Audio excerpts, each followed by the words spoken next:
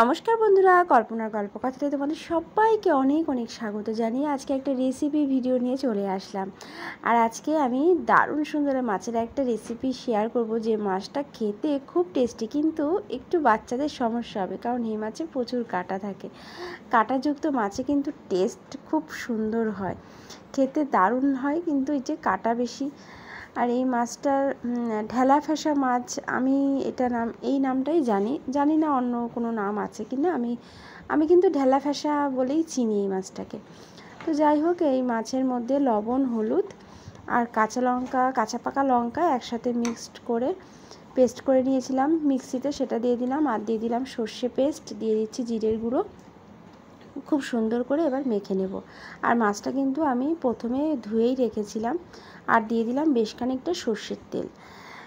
সব কিছু সুন্দর করে মাছের গায়ে ভালো মতন করে মাখিয়ে নেব। মশলাটা সুন্দর করে মাছের গায়ে বেশ ভালো করে মেখে 10 মিনিট মতন রেখে দেব। আর এই মাছ কিন্তু খেতে বেশ ভালো লাগে, আর এই মাছের খুব সুন্দর একটা গন্ধ বের হয় যখন রান্না করা হয়। এদিকে আমি কড়াই বসিয়ে দিয়েছি। কড়াইতে দিয়ে দিলাম সর্ষের তেল। সর্ষের তেলের মধ্যে দিয়ে দিলাম সামান্য পরিমাণ জিরে ফোড়ন, কালো জিরে ফোড়ন দিয়েছি। এবারে মেখে রাখা মাছটা আমি দিয়ে দিচ্ছি।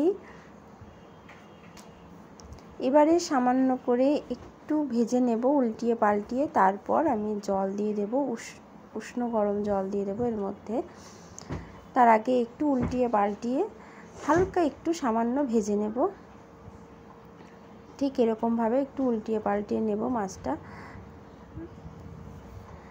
এইভাবে এই মাছটা খেতে খুবই ভালো হয়। কাঁচাও রান্না করা যেতে পারে, কিংবা তোমরা চাইলে কিন্তু একটু হালকা ভেজে নিয়েও কিন্তু রান্না করতে পারো।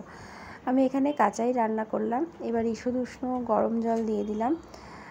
এবারে এটা 10 মিনিট মতন ঢেকে রান্না করে নেব, তাহলেই রেডি হয়ে যাবে। এর মধ্যে আর কিন্তু কোনো রকম মশলা দেব না। হ্যাঁ, সামান্য পরিমাণ লবণ আমার লেগেছিল, কারণ একটু চেখে দেখেছিলাম লবণটা একটু কম ছিল, তো সামান্য পরিমাণ লবণ পরে দিয়ে দিয়েছি। আর কোনো রকম মশলা কিন্তু আমি এর মধ্যে দেব না। ঢাকা দিয়ে 10 মিনিট মতন বেশ সুন্দর করে রান্না করে নিলেই কিন্তু রেডি হয়ে যাবে। তো বন্ধুরা, ঢাকনাটা খুলে নিয়েছি। আর একটা চেরা কাঁচা লঙ্কা ওপর দিয়ে দিলাম। চেরা কাঁচা লঙ্কার খুব সুন্দর একটা ফ্লেভার হয় ঝোলটার মধ্যে, চেরা কাঁচা লঙ্কা দিলে বেশ ভালো লাগে। তো দেখো, রান্নাটা মোটামুটি কমপ্লিট হয়ে গেছে। এবার আমি নামিয়ে নেব। আজকের এই খুব সাধারণ একটা রেসিপি, আর আমি ঘরোয়া রান্না যেরকম আমরা সাধারণভাবে খাই, একদম ঘরোয়া রেসিপি, খুব সাধারণ, অতি সাধারণ বলা যেতে পারে। তো এই অতি সাধারণ রেসিপিটা তোমাদের কেমন লাগলো সেটা অবশ্যই কমেন্ট করে জানিও। ভালো লাগলে একটা লাইক করে দিও। যারা নতুন দেখছো তারা চ্যানেলটাকে সাবস্ক্রাইব করে পাশে থাকা বেল বাটনটা অবশ্যই প্রেস করে রেখো।